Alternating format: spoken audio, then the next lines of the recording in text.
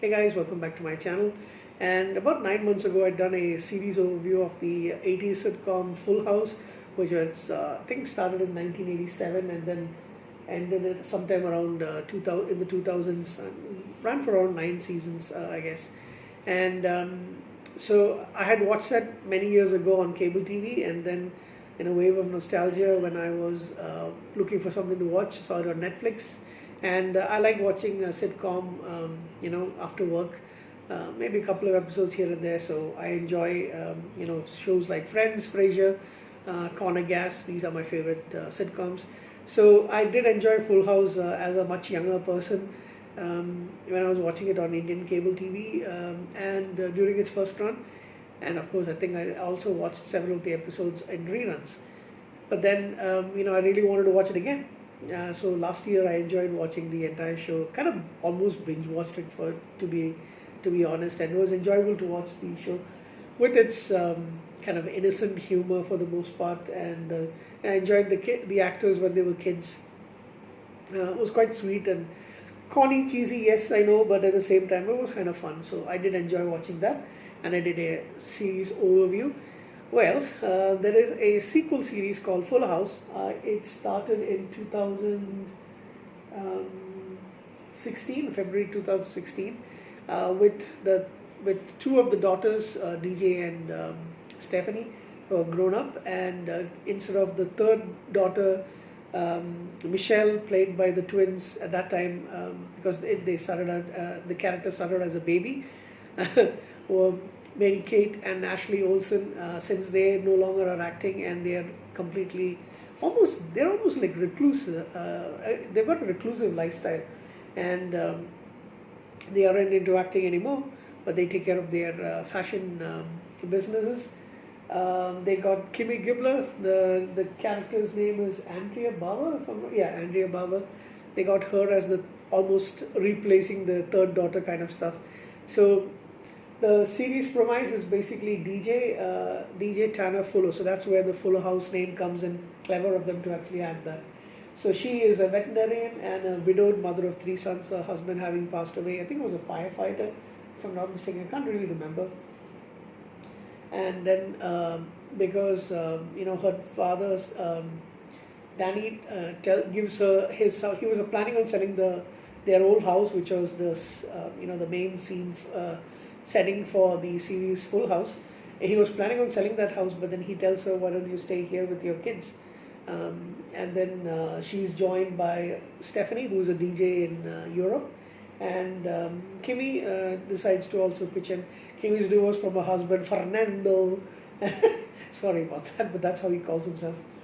And she's got a daughter of her own, and they're divorced. Kimmy and her husband are divorced, but they're still in love with each other. So they decide to take their relationship easy, before they decide to get back together again, and they eventually do get married. So that's the setting. DJ's got 3 sons. A teenager named what's his name? Jackson, young son who is kind of like a genius level almost, named Max, and he's a neat freak, kind of like Danny, and she's also got a baby. What's his name?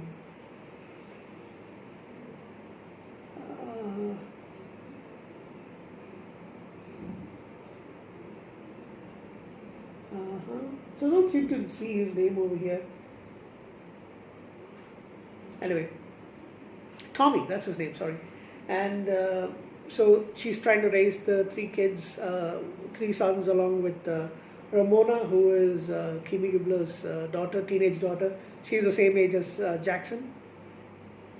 And there's a lot of comedy because Jackson is a little bit of a dum-dum kind of thing, but yeah, and so the 3 of them are raising these kids, and DJ meets up with Steve, her boyfriend, during her school years, and he is a podiatrist. So there's a romance over there, but there's also a rival for her affections from another character, Matt, who's also a veterinarian and who becomes DJ's business partner. And so you got a lot of the. I like the fact that they brought in a lot of the characters from the old show, into it. Um, so like it's kind of like a new beginning for for these characters. In Stephanie's case, she finds love in the form of Kimmy's younger brother. Okay, what's his name now? He doesn't come up in all the episodes, but yeah, I think he is part of the main cast. His name is Jimmy, and he's a dingaling just like his sister. So there's that. She's settling down, trying to put her roots in San Francisco, in their old house, and finding love and getting married, which happens at the end. And so that's the main premise for the stories, and then it's all the thing. To be honest, this show is not as good as Full House. Full House is, I think the aspect over there is a lot different. Here, okay, so what I want to say is basically shows like sitcoms where they have the laugh tracks. Here, they have an exaggerated laugh track, is what I could say. What I'm trying to say is that they seem to laugh for no reason at all. I mean, some of it is really ridiculous, and there's more cheese and more corniness than Full House, and sometimes it doesn't suit for the fact that these are grown-up people. So I would say that there's a cringiness in that kind of situation. The worst part about the entire thing is when they have some of the old cast come in, like for example, John Stamos as Jessica Tsoukalos, who's the producer of the show, by the way, who's their uncle, of course, the brother-in-law of Danny Tanner and the brother of their deceased mom. You have Bob Saget as Danny Tanner and Dave Collier as Joey Gladstone. So, and for the first couple of seasons, you also had Lori Loughlin. Now she's been arrested, and because of the scam that was going on. So when these characters show up in an episode, it's almost like they come through the door and then there's this hooting going on by the audience. And I find that to be really ridiculous. I mean, that's some of the stupidest things why do you have to hoot every time they come up with the show? And it's almost like the actor or actress has got to stop at the doorway to let in the applause and all that hooting going on. It's like, it's so cliched, it's really, really bad. I mean, I find that to be one of the cringiest parts of this series. And, I found it to be absolutely ridiculous. I still enjoyed the show, by the way, but I'm saying these are the negative aspects. The other aspect is Kimmy Gibbler, the actress, Andrea Barber.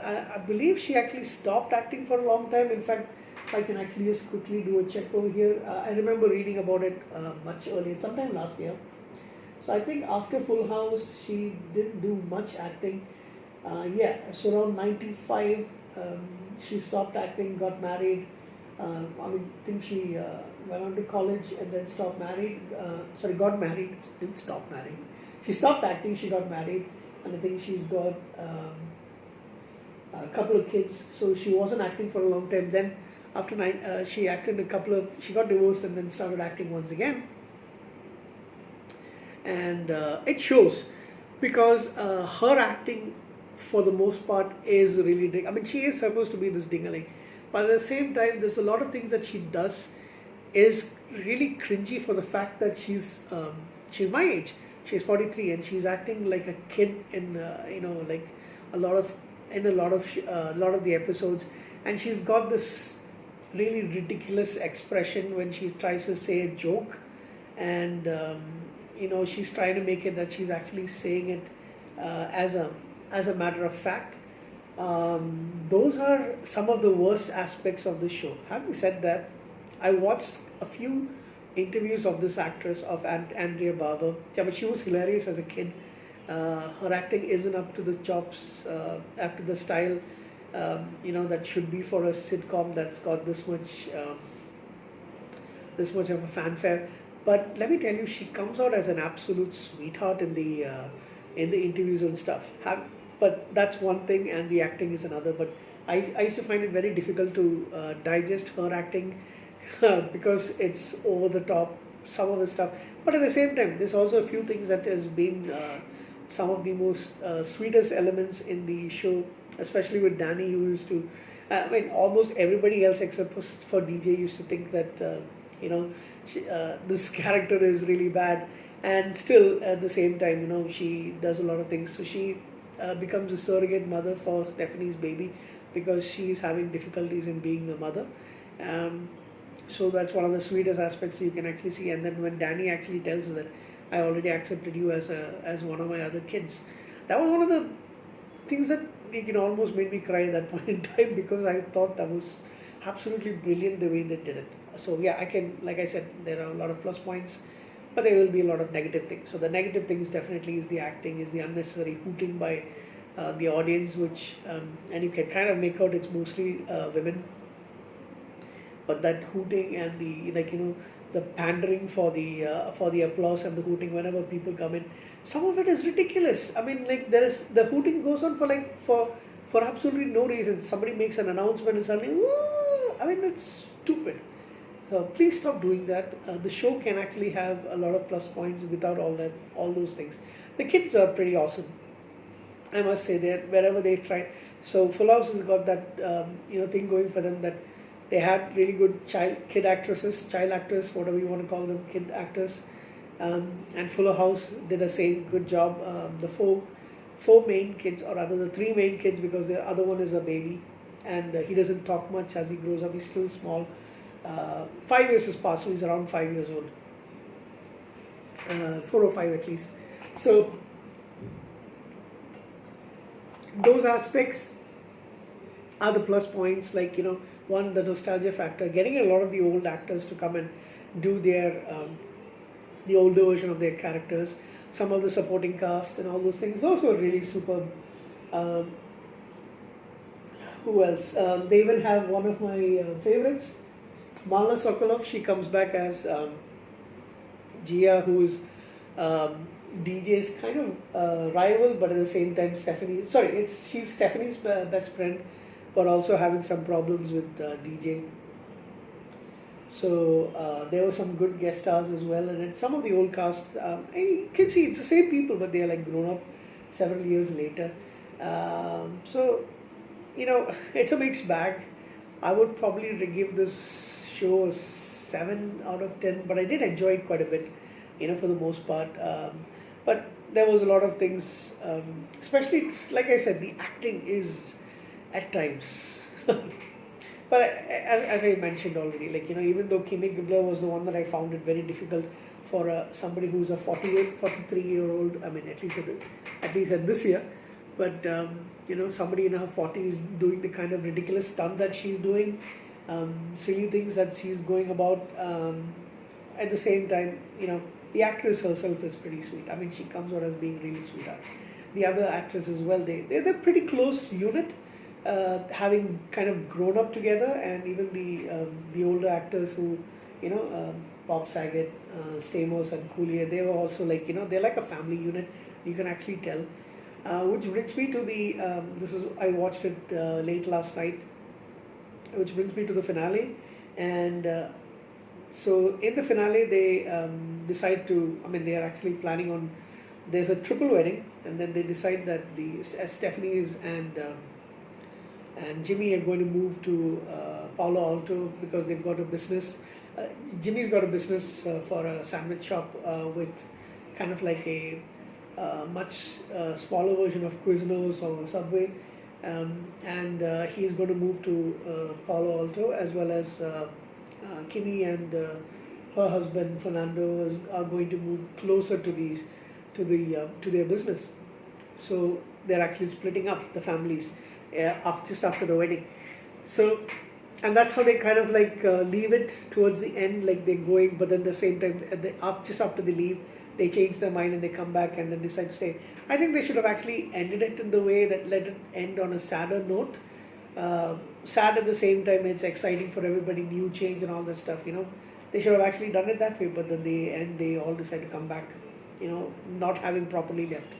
So that is the show Fuller House. Like I said, it's okay. I mean, Pretty good to watch if you can take the cringiness and the corniness. So I think if you're a fan of Full House, you might enjoy this a lot more. Um, I remember my sister saying that she watched a lot of it with her with my niece, and my niece is around 13. She's almost 14. I didn't actually ask her how she liked it, but I think she did enjoy some of it. But rating wise, I can't give it more than a 7. I'm actually being a little generous when I say 7, and that's mostly because of the nostalgia factor. I loved seeing these characters coming back. So 7 it is from me for Fuller House. I will definitely watch it again, but yeah, like I said, for those who are new to Full House and Fuller House, you might want to watch Full House first and then watch this, because if you enjoy Full House, you might be able to stomach Fuller House a lot more. So that's my review for my overview about the show Fuller House. It's on Netflix. If you want, you can watch it. 7 out of 10 for me. Thank you.